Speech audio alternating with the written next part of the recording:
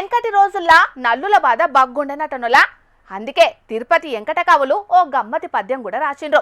విష్ణువు పాలకడల మీద, శివుడు ఎండికొండల మీద, సూర్యచంద్రులు ఆకాశం మీద ఎందుకున్నారయ్యా అంటే ఆ నల్లుల బాధ వడలేకనేనట. ఎందుకంటే ఎన్ను మందులు కొట్టినా నల్లులకు సావే లేదట. ఇప్పుడు ఈ ముచ్చట దేనికంటే కుక్కల బాధ వడలేక ఓ బసవన్న ఏం చేసిందో చూడుండ్రి.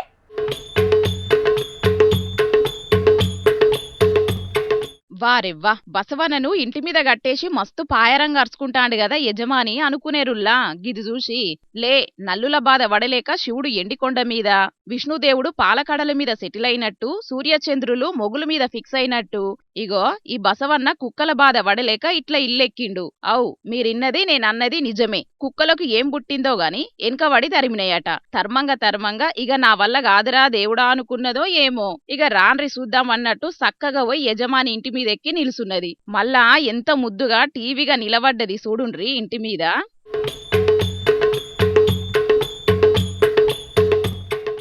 ఆదిలాబాద్ జిల్లా జైనద్ మండలం నిరాల అనేటి ఊళ్ళే గపూర్ అనేటి రైతింటికాడ అయ్యింది ఇట్లా. ఇక కుక్కల తిప్పలకు ఇల్లెక్కనైతే ఎక్కింది గాని కిందికి దించుదామంటే అంత ఈజీగా కాదు గదా. యజమానికి పెద్ద తిప్పలే అయినట్టున్నది. అవు, అట్నే అయిందట. అయితే ముచ్చట తెలిసి వాడకట్టోళ్ళంతా వచ్చి కిందికి దించేతందుకు సాయం పట్టిండ్రట. బసవన్న ఇల్లెక్కుట్లా కొంచెం ఇల్లు కూడా ఖరాబైందట. ఏమైనా ఎంత గండమున్నది చూడుండ్రి కుక్కలు జయంగా.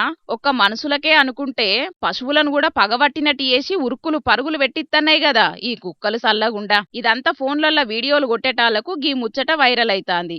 ఏమైనా కుక్కలు జయంగా ఏడ చూసినా గండమే ఉన్నదుల్లా. గీ నిరాల ఊళ్ళో కూడా గంతేనట. మరి పబ్లిక్ మీ ఊళ్ళో ఎట్లున్నదుల్లా పరిస్థితి?